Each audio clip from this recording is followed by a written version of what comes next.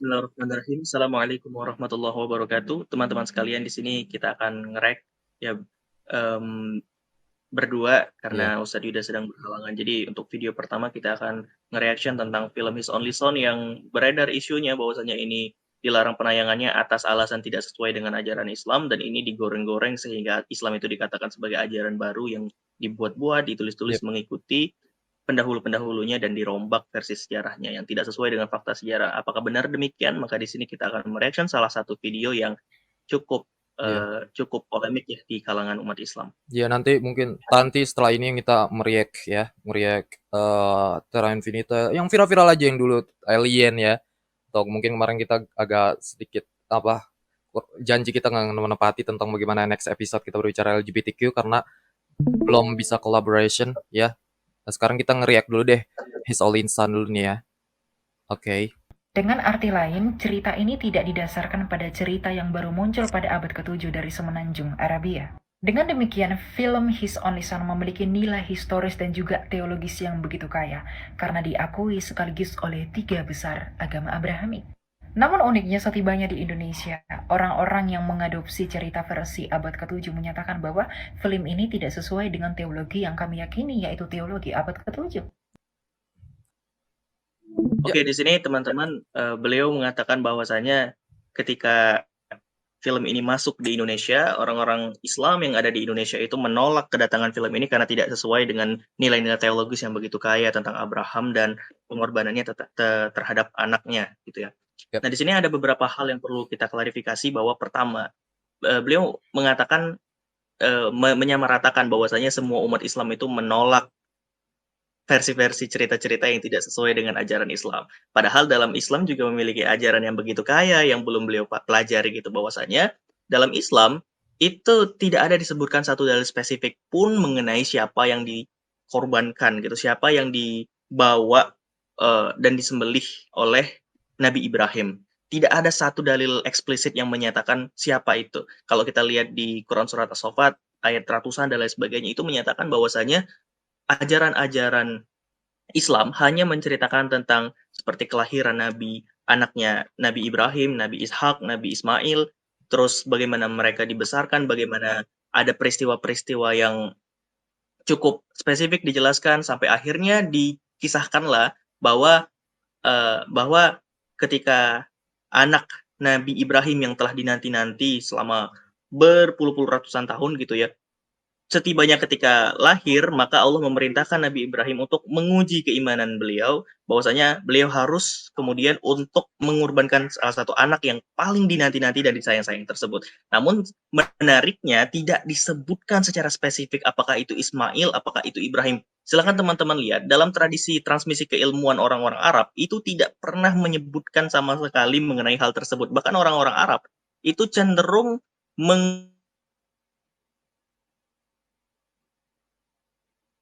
Dalam Nabi Ismail. Teman-teman sorry, bisa sorry. lihat. Agak tadi nge-lag. Tuh nggak kedengaran suaranya. Lanjut aja.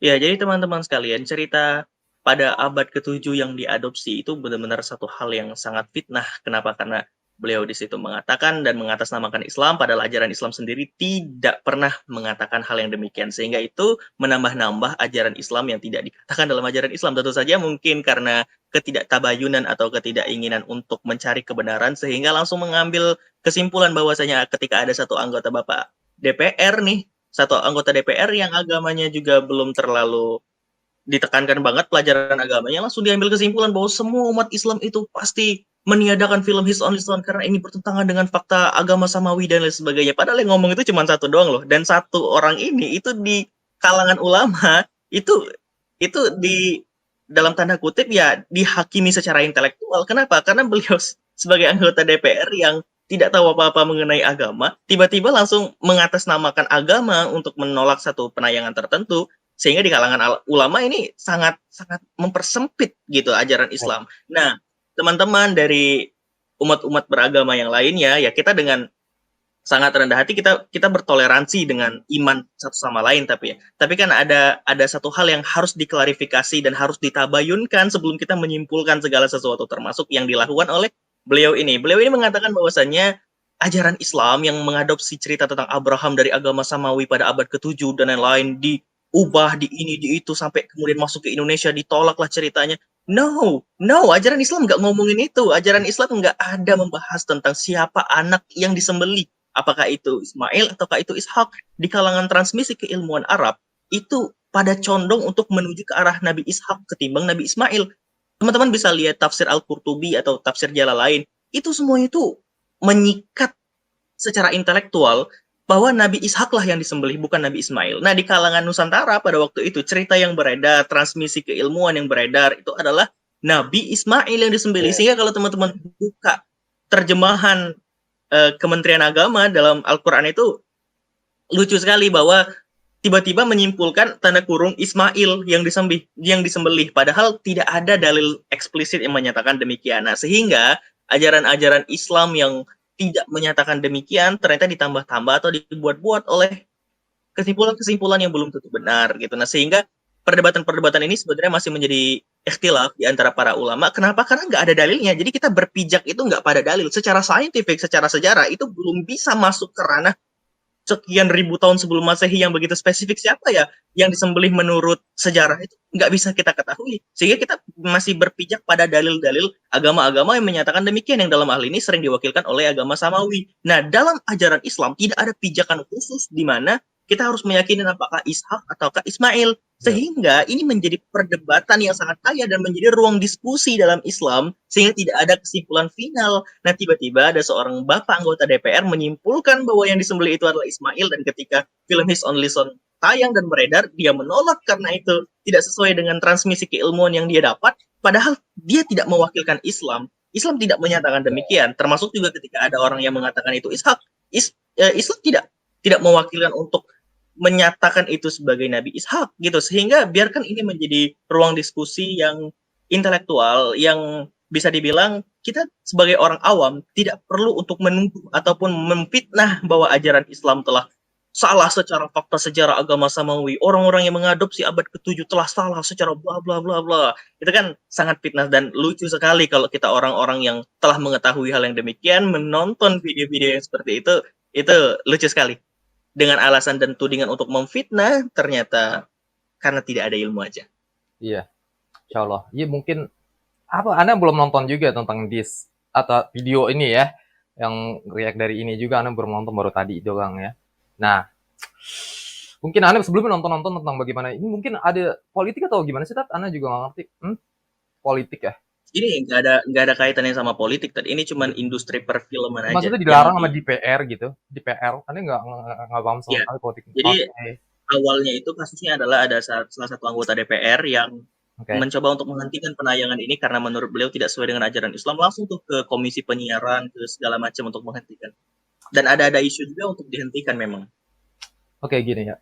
Sebenarnya ya betul tadi, karena kan nggak ada dalil eksplisit ya dalam hal ini ya, tentang bagaimana siapa yang sebenarnya dikorbankan, Ishak atau Ismail ya. Gini, kita berbicara dulu deh sebenarnya. Harusnya sebenarnya buka kitab, Tat. Harus buka kitab, Tat. Kalau kita berbicara secara, dari perspektif mereka sendiri ya. Gini, mungkin nanti insya Allah kalau kita mengundang kristolog, kalau insya Allah ya di next episode kita bakal ulas lagi ya masalah this particular isu ini ya, topik ini. Jadi gini, tentang Ishak nih atau Ismail ini ya kan, siapa yang dikurban itu, mungkin gini, gue sendiri tuh percaya bahwa ada unsur hegemonik ya, kalau berbicara secara epistemik dalam this particular bagaimana siapa sebenarnya yang dikurbankan dalam hal ini ya, karena gini, dalam mereka memberikan satu klaim gitu ya, karena gini, Ishak itu figur spesial bagi orang-orang Yahudi, oke? Ishak itu adalah figur spesial bagi orang-orang Yahudi. Jadi kalau lu mau gini, berani nggak lu kalau buat kita berbicara, kita harus buka kitab sebenarnya. Jadi ini kan di kitab Kejadian ya, 22 ya, pasal 22 tentang bagaimana Ishak the only son ya, his only son ya. Jadi gini, kalau lu mau kritik historis bagaimana reliabilitas ya tentang kitab-kitab terdahulu nih, kita ini persepsi gue ya, jangan ini, maksudnya kalau nggak terima aja nggak apa-apa, jangan nangis, siapin tisi lo. Jadi gini, kalau lu mengatakan bagaimana hal itu suatu your source, ya, bagaimana literatur lo itu adalah yang benar, gitu, kita bisa katakan bahwa kita sebagai seorang muslim meyakini bahwa kitab-kitab reliabilitas, kitab-kitab terdahulu itu nggak bisa dikatakan bahwa hal itu terjaga ya, secara mustahil ya keasliannya. Oke, ini dulu ya. Nanti insya Allah nih gue bakal buat tentang bagaimana isu tentang bagaimana kitab-kitab terdahulu itu tidak terjaga di channel gue ya, karena gue udah janji juga tentang isu ini ya, bahwa partikular ini reliabilitas kitab-kitab awal deh yang ada sebelum Quran ya, yang mereka yakini kitab itu sebagai terjaga. Jadi tapi gini, fakta historis fine ya, karena gini, kalau mereka meyakini bahwa Ishak, iya konsensus juga di Muslim sendiri meyakini bahwa memang gak ada dalil eksplisit tentang hal itu. Namun kalau mereka meyakini bahwa itu Ishak yang dikurgakan, fine, kita juga maksudnya gak, gimana sih? Karena gak ada dalil eksplisit, ini gak masuk dalam ranah teologis. Oh, what is that even? Lagi gini, karena ini topik yang nggak perlu diperdebatkan sebenarnya ya. Ini nggak masuk dalam faktor teologis, nggak usah bawa-bawa agama abad ke-7. What? Looks. Dalam ketiga agama ini nggak ada fokus central doktrin yang mengakibatkan kesalahan teologis dalam partikular isu ini ya. Jadi kan ini kayak enthusiasm fallacy, kayak entusiasme penuh dengan kesalahan fallacy. Lu bisa, ini bakal mengambil dari inferensi equivocation fallacy yang bagaimana lu pengelakan suatu teologis dalam konsepsi kisah ini kan. Jadi kalau lu mengatakan ini bahwa agama lo itu benar, what is that? Lu kalau lu mengatakan Ishak itu yang dikorbankan, sedangkan lu nggak punya apa namanya historical account, Martin, gimana itu lu buktikan berapa abad yang lalu, bro? Sebelum berapa ya? 2000 sebelum Masehi. Ya. Look, apa lu punya the archaeological evidence tentang even Abraham aja? Ya oke, fine, kalau lu berbicara tentang bagaimana Abraham itu berpindah tentang hijrah dari kotanya ke kota lain yang dibuktikan secara arkeologis sendiri, bisa dibuktikan bahwa memang ada suatu indikasi bahwa Abraham exists ya, archaeological bukti. Tapi kalau ini particular ini doesn't look, ini nggak meyakini bahwa kalau lu berbicara tentang hal ini, Islam sendiri nggak berbicara secara spesifik tentang hal ini, dan lu meyakini bahwa agama lu itu hal yang benar, doesn't make your belief is true.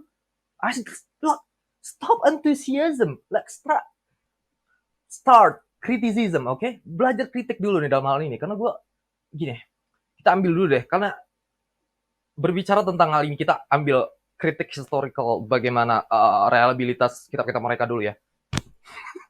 Mungkin agak jauh sedikit tapi nggak apa-apa, karena gini, kitab-kitab mereka tuh naskah yang dimiliki orang kitab-kitab mereka ya kan. Karena kita meyakini bahwa sebagai seorang muslim ya, ini Islamic dalam perspektif Islam sendiri ya, bahwa kitab-kitab sebelumnya itu tidak terjaga keasliannya, fine. Oke. Ini bukan masalah, kita nggak masuk ke masalah tadi itu ya, isu itu. Nanti kita masuk ke situ. Jadi tidak terjaga keasliannya, ada banyak error. 90% mustahil terjaga karena ada ulah campur tangan manusia, filsuf, penyair, sejarawan, rohib semua yang menulis ulang dan mencampuri naskah wahyu Tuhan yang mereka meyakini bahwa ya kita percaya Tuhan itu kita satu, orang-orang mereka juga Tuhan-Tuhan mereka juga, namun kan mereka memiliki perbedaan perspektif dari bagaimana mereka menginterpretasi tentang bagaimana konsepsi ketuhanan sendiri ya, yang memberikan agama-agama mereka memiliki suatu fokus manusia sebagai sentral doktrin ya, sedangkan kita sebagai seorang muslim fokus Tuhan gitu sebagai sentral dogma yang tentunya berbeda dengan mereka ya, karena mereka mengandalkan filsafat segala macam yang tentunya. Dan kita nggak perlu filsafat karena Islam sendiri udah menjadi landasan orang-orang untuk oleh kaum-kaum yang berpikir ya. Jadi naskah awal itu sekitar 1500 sebelum Masehi, oke. Ini naskah awal 79 oke, nggak usah disebut naskahnya, Laut Mati lah, oke. Itu berisi fragmen untuk Torah tuh, ya kan? Itu naskah awal ya kan. Nah, naskah setelahnya itu ada sekitar 100 tahunan setelah naskah awal itu manuskrip yang itu dua sebelum Masehi, yaitu Septuaginta kan, yang dipakai sekarang dari orang Kristen sendiri, yang dipakai ya, yang di convert ke Greek ya.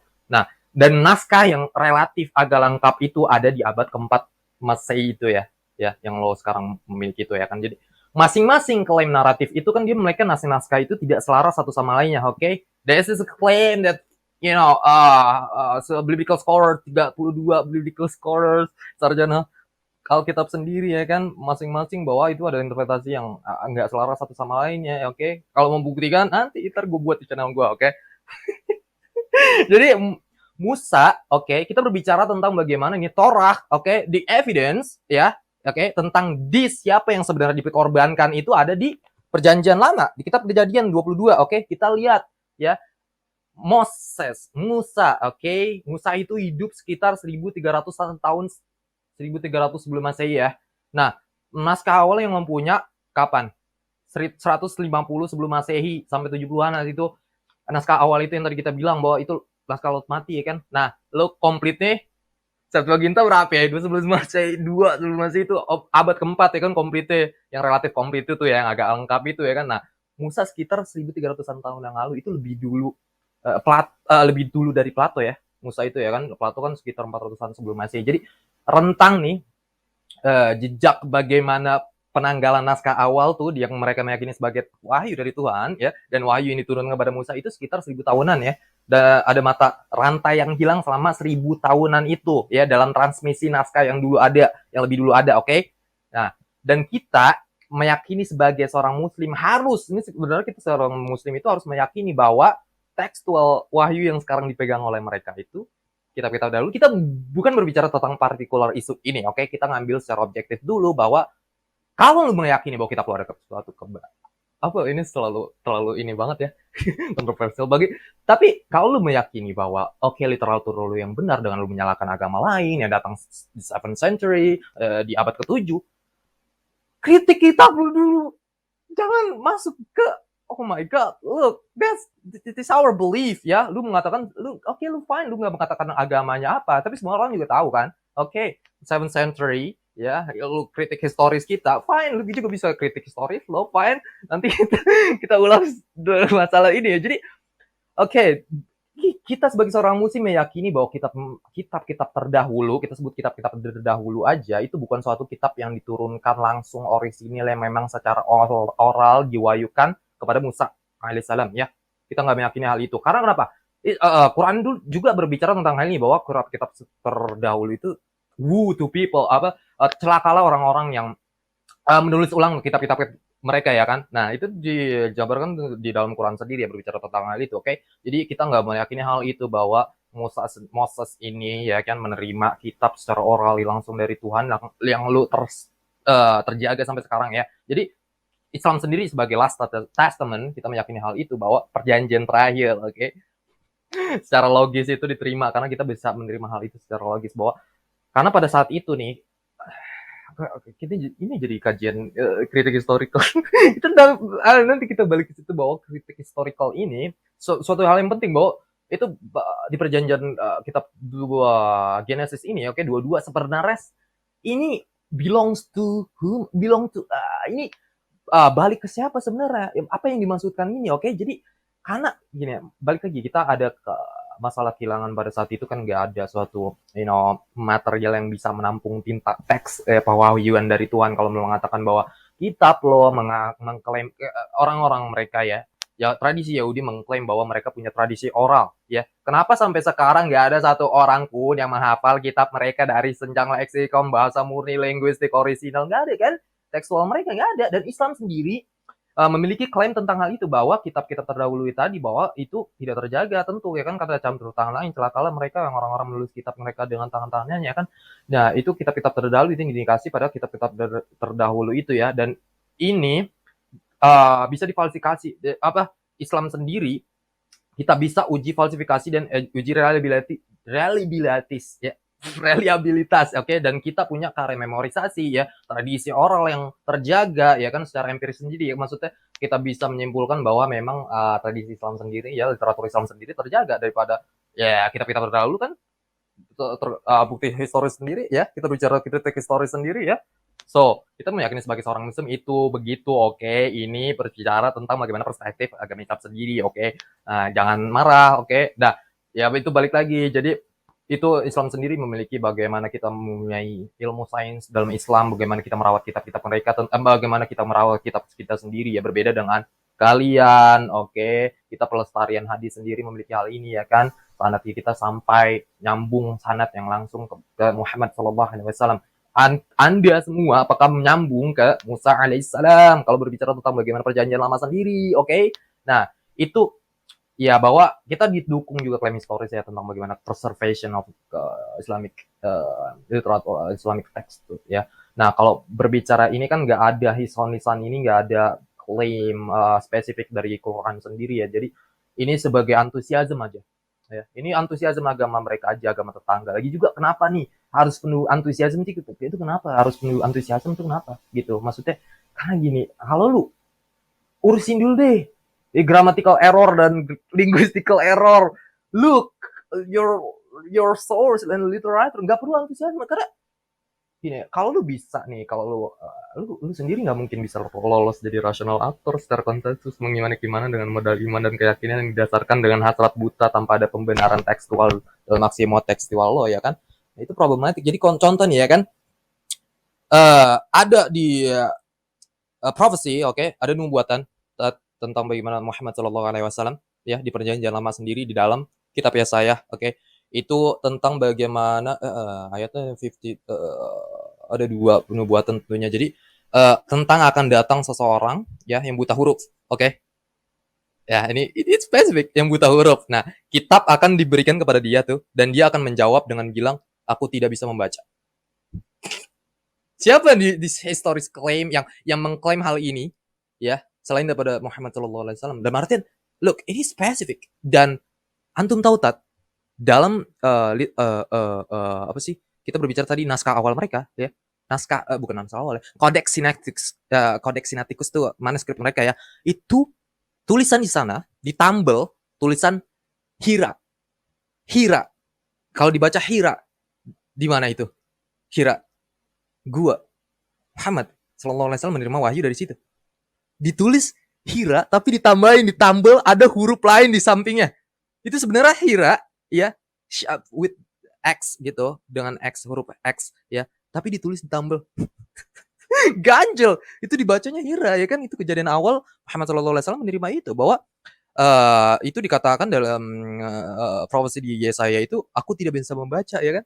Tapi ya itu balik lagi bahwa itu kita berbicara kalau berbicara tentang the book of Genesis itu aja kitab, look this itu balik lagi gue meyakini bahwa ini ada hegemonic dari ya mungkin nanti kita bahwa ada apa ya, ada mungkin nanti kita undang kristolog tentang hal ini, mungkin nanti kita bahas lebih jauh ya. Jadi mungkin ya ada memang ada unsur apa sih namanya Calvinisme itu you know ya mungkin nanti terlalu berlebihan jadi bahwa iya Muhammad SAW itu dimention juga, disebut juga dalam artian sebenarnya banyak juga mereka cuman tukangnya biasaan ngelak-ngelak maksudnya nyari namanya ya kita tahulah dalam artian Allah sendiri menutup hati-hati mereka yang nggak mau berpikiran terbuka dalam hal itu ya kan. Jadi ya balik lagi Quran gak berbicara tentang spesifik tentang hal ini ya kan, dan itu bakal jadi suatu ya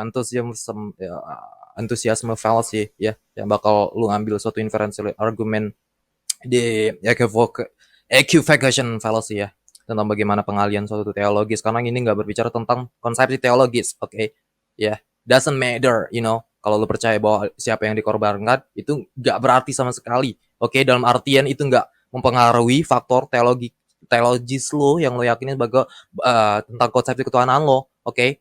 Lagi juga kan ini kan kisah itu nggak bisa membuktikan kisah suatu ini nggak bisa membuktikan agama lo sebagai agama yang benar, nggak bisa. What is that even? Itu circular reasoning fallacy, oke. Contoh, Ishak adalah yang dikorbankan, oke, karena kitab gua berbicara tentang hal itu. Kenapa lu percaya kitab lu itu? Karena di situ tertulis Ishak yang dikorbankan. Kenapa lu percaya Ishak yang dikorbankan bukannya Ismail yang dikorbankan? Karena kitab gue berbicara Ishak yang dikorbankan, bukan Ismail yang dikorbankan.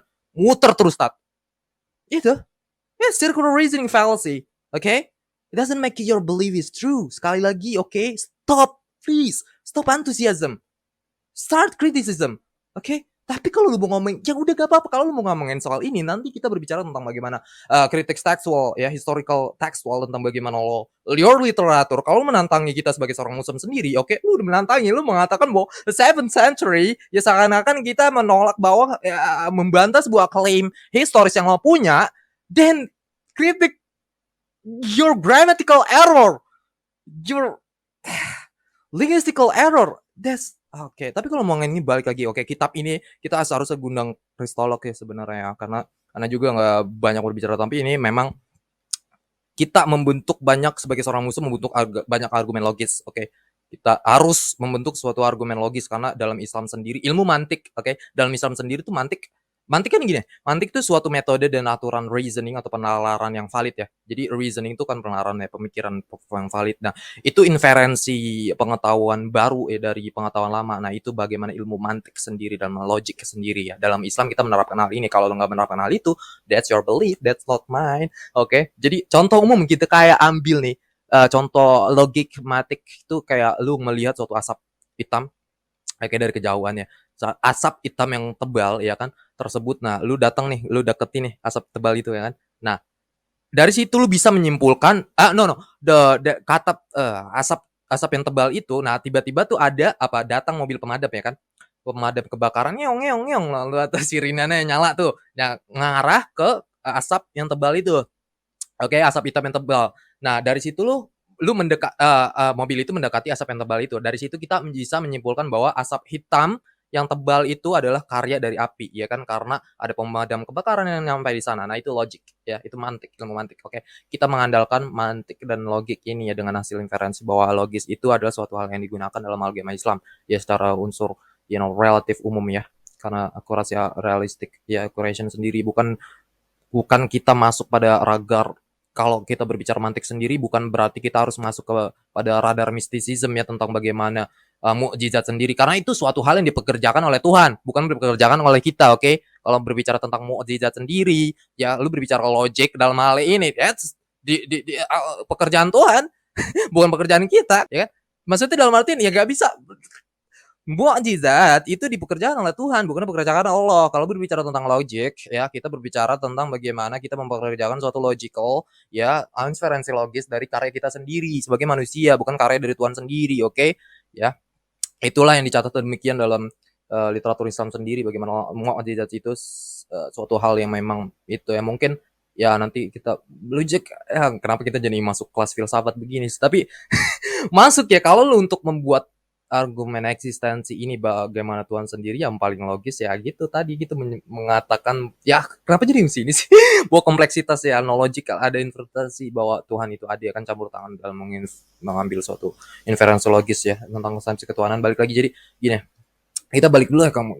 So kadang-kadang pikiran kacau juga kalau ngomongin logik kemana-mana ke Tuhan sendiri. Kita kemarin udah banyak menyimpulkan tentang bagaimana atheism, tentang berbicara tentang atheism, argument, tentang bagaimana kita berbicara tentang kebenaran Islam sendiri dari berbagai macam perspektif ya. Jadi balik lagi gini, tentang Ismail dan Ishak itu kan dalam konsensus memang diterima ya. Islam sendiri nggak memandang hal ini sebagai suatu hal yang spesifik ya. Islam kan ya diterima dalam agama Samawi sendiri memang diterima hal ini bahwa mungkin Ishak, karena kita Islam nggak memiliki suatu klaim yang spesifik tentang hal ini ya. Karena gini, Ismail tuh lahir dalam literatur perjanjian lama sendiri itu bagaimana di buku kitab Kejadian ya, itu Ibrahim tuh umur 86 ya, sekitar 86 pada saat Ismail lahir ya. Oke. Nah, sedangkan Ishak lahir tuh pada saat Ibrahim 100 tahun. Oke. Anak pertama secara konsensus diyakini ketiga agama Samawi ini bahwa yang anak pertama adalah Ismail. Oke. Ya, ini kita diyakini bahwa hal ini ya, itu di agama mereka juga meyakini karena diklaim dalam literatur mereka sendiri ya, dalam tekstual mereka sendiri. Nah, kejadian itu di buku of Kejadian di Genesis di kitab Kejadian pasal 17 ya, itu tentang bagaimana Abraham umur 99 tuh ketika disunat ya. Itu pada saat itu Abraham umur 99-an ya. Dan setelah itu 1 tahun kemudian Ishak baru lahir, oke? Dan Ismail itu pada saat itu umur 13 tahun, oke? Nah, itu 1 tahun setelahnya itu Ishak lahir, Ismail lahir. Iya, Ishak lahir ya, setelah itu ya. Nah, di sini bisa kita lihat bahwa siapa yang anak pertama, Ishak atau Ismail? Ismail. Ya, itu diklaim teologis itu diterima dalam ketiga agama sendiri. Nah, tapi dalam Kejadian 22 dikatakan bahwa ambil anakmu ya, take your son, ya, your only son, ya, anakmu yang tunggal yang pertama ini satu-satunya itu Ishak. Come on, bingung. Dan berarti gitu.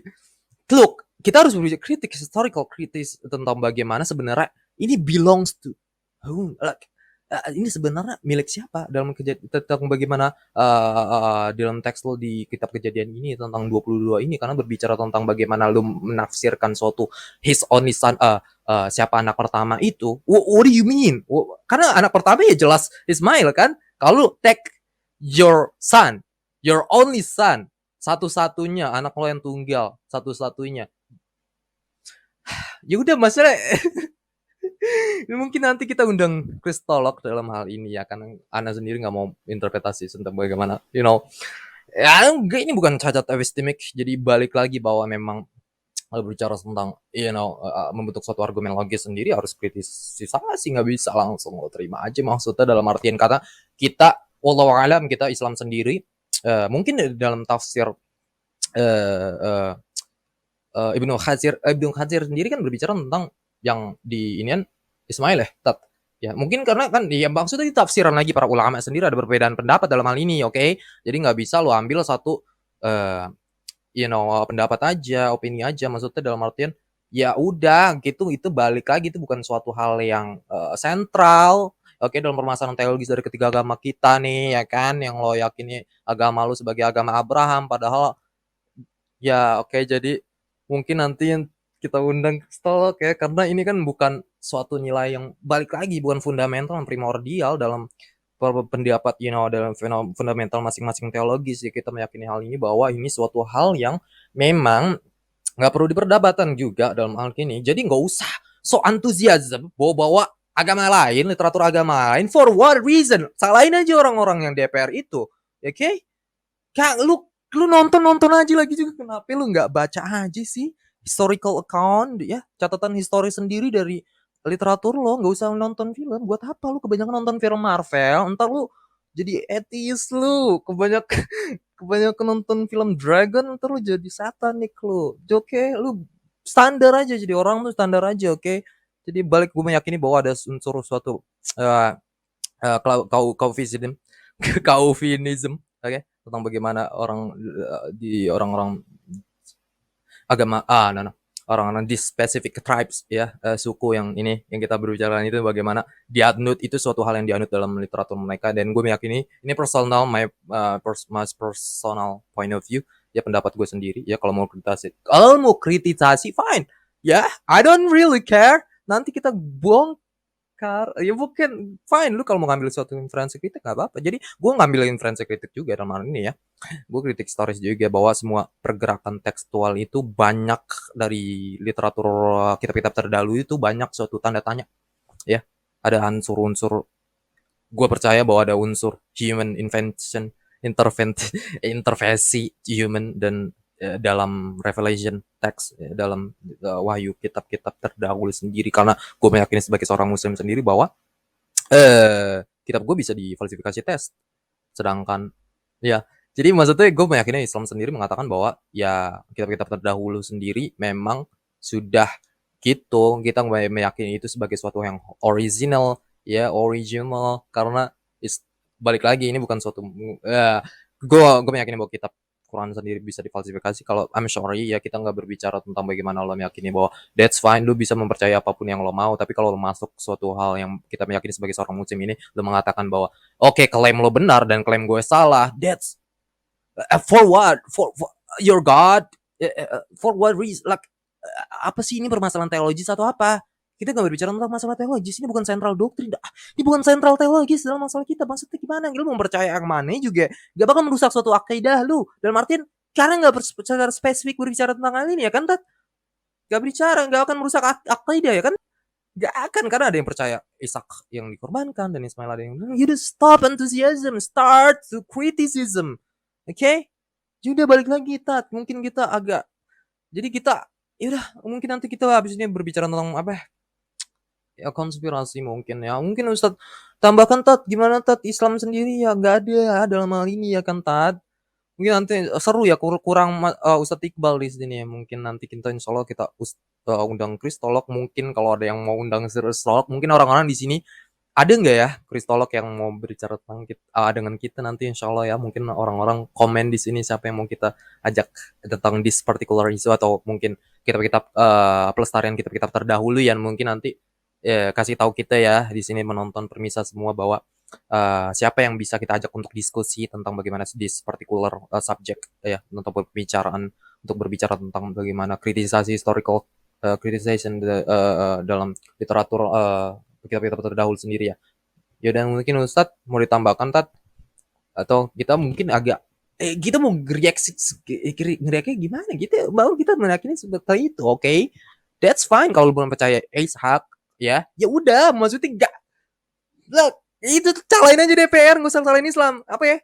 Gue juga nggak tahu tentang politik, oke, nggak mengikuti, gue nggak perlu juga, gue makan juga masing-masing, kerja masing-masing. DPR nggak ngurusin suatu agama, oke, dia nggak ada kaitannya sama sekali, dia bukan ulama ya, nggak bisa berbicara sama sekali. DPR berbicara tentang agama, stop using religion untuk kepentingan politik lo. Ya udah, maksudnya ya gimana Tat? Mau komentar? Antum Ya, kita jadi ini ya jadi pelajaran juga bagi kita ya, bahwasanya kita umat beragama yang saat ini dalam kondisi plural gitu ya. Ada banyak agama di dunia ini. Jadi kalau kita mau berdakwah dengan agama, membawa agama kita, menarasikan agama kita, itu harus tabayun dulu ketika harus ingin membuktikan kebenaran ajaran agama kita, sehingga kita tidak memfitnah atau menudingkan segala sesuatu yang berkaitan dengan agama lain, padahal itu tidak dijelaskan, atau bahkan dalam transmisi keilmuannya ya kita dalam tanda kutip kasarnya bodoh sekali gitu ketika kita menudingkan sesuatu yang tidak diajarkan dalam agama tersebut. Yep. Ini menjadi pelajaran bukan hanya untuk yang di share screen tadi, yang di reaction tadi, tapi itu juga menjadi pelajaran bagi kita semua umat beragama, terutama umat Islam dalam hal ini, bahwasanya kita tidak perlu untuk mempermalukan diri kita sendiri dengan menarasikan agama-agama lain yang itu belum ada kapasitas keilmuan kita untuk menjangkau dan mengargumenkan apa yang benar dan apa yang salah dari agama tersebut. Karena nanti akan balik lagi ke kasus yang sama seperti ini. Gitu, kita menuding sesuatu, tapi pada akhirnya itu tidak sesuai dengan kapasitas keilmuan yang ada. Nah, dalam hal ini saya juga ingin menambahkan Ustadz Yuda mengenai yang anak Ibrahim, yaitu Ismail dan Ishak gitu ya. Dalam ini koreksi juga kalau salah ya, bahwasanya alasan mereka untuk menganggap his only son atau Ishak adalah satu-satunya adalah karena itu anak yang dijanjikan oleh Tuhan, sehingga Ismail itu tidak dianggap anak yang dijanjikan oleh Tuhan. Jadi his only son itu bukan dalam kondisi fisik atau lahiriah gitu ya, anak-anak keturunan, tapi lebih ke arah mereka apa yang dijanjikan oleh Tuhan aja. Nah, ini saya pernah belajar juga, Ustaz Yuda, koreksi kalau salah. Jadi beberapa perjanjian dengan Tuhan melalui Abraham itu kan, bahwasannya yang pertama itu ada tanah perjanjian, yaitu tanah Kanaan atau Israel gitu ya. Terus yang kedua ada janji keturunan, bahwa keturunan melalui Abraham akan membuat bangsa yang besar, dan dalam Islam ini juga ada gitu klaimnya bahwasanya Nabi Ismail akan menjadi bangsa yang besar, dan terbukti secara nasabnya itu runut ke Nabi Muhammad SAW kan, sehingga Nabi Muhammad tuh bersanding sanadnya dengan Nabi Ismail juga, sehingga kalau dalam ajaran transmisi keilmuan di perjanjian lama itu kan mereka tidak menganggap Ismail sebagai satu sosok yang sakral sebagaimana Ishak yang dinabikan dan lain sebagainya, karena dianggap perjanjian oleh Tuhan. Nah, dalam Islam Ismail dianggap sebagai nabi dan Ishak juga dianggap sebagai nabi karena mereka keturunan dari seorang nabi yang besar, nabi yang hanif. Dan dalam ajaran Islam itu Ibrahim itu justru dianggap dan disebut sebagai seorang muslim, wa nahnu lahu muslimun. Yap, betul. Ya mungkin Rabe sendiri mengatakan bahwa Ismail itu bukan anak seorang budak. Apa maksudnya? Itu dikatakan oleh Hajar sendiri kan. Ustaz Hajar sendiri kan bahwa Jews percaya bahwa dalam literatur mereka sendiri bahwa Ismail itu bukan sepatutnya jadi seorang anak budak. Kalau lu mengatakan hal Ismail sebagai anak budak, dan lu komplain ke Rabe. Rabe juga mempercayai bahwa dia anak raja. Enggak ya fine kalau lu percaya hal itu, ya udah, itu balik lagi tuh, gak ada masalah. Itu bukan central doktrin bagaimana teologis kita sebagai seorang muslim merusak central teologis kita. No, kita nggak usah stop antusiasme, oke, dalam hal ini. Kenapa harus antusiasme? Kenapa ini heran gue, kenapa ya ini di Indonesia begini mulu kerjaannya? Stop antusiasme. Karena sensasi tadi, karena jadi merasa ini ada celah nih, agama gue bener, gue bisa tahu nih agama dia salah. Ya, Padahal itu tidak menyalahkan sedikit pun. nggak ada. Oh my god. Ya udah maksudnya udah kita mending bahas yang lebih unsur yang lebih bermanfaat lah dalam arti kalau lu mau fine kalau lu sebagai apologetic sendiri that's fine lu bisa mempertahankan agama lu ya udah memang kalau Iya. jangan lu kalau nggak bisa mempertahankan ya udah jangan maksudnya dalam arti nggak apa-apa lu asal ini bukan suatu central doctrine dan lu nggak bisa mengklaim keagamaan lu benar dan menyalahkan agama lain tentang this particular isu ini bahwa topik ini subjek ini bahwa Isaac Nindi korbankan dalam menyalahkan ada ajaran baru di abad ke-7 dan lalu menyalahkan agama dia, central doktrin mereka, ajaran yang di abad ke-7 ini salah semuanya. That's what kind of logic you use? lu lu menggunakan akal apa sih? Maksud lu logika apa? It doesn't make any sense, you know. Therefore salah, ya kan? Kalau ini nggak berbicara tentang hal itu, therefore agama ini salah. Stop. Konyol banget deh. Konyol, terlalu konyol, oke. Nah mungkin apa Ted? Kita mau bahas apa reaction nih? Alien, tadi kita udah save beberapa alien nih. Wah, alien kenapa sih suatu fenomena alien ini? Anda sendiri ngeliat, wah, Tat, subhanallah. Ya udah, gimana Tat? Kita alien ya.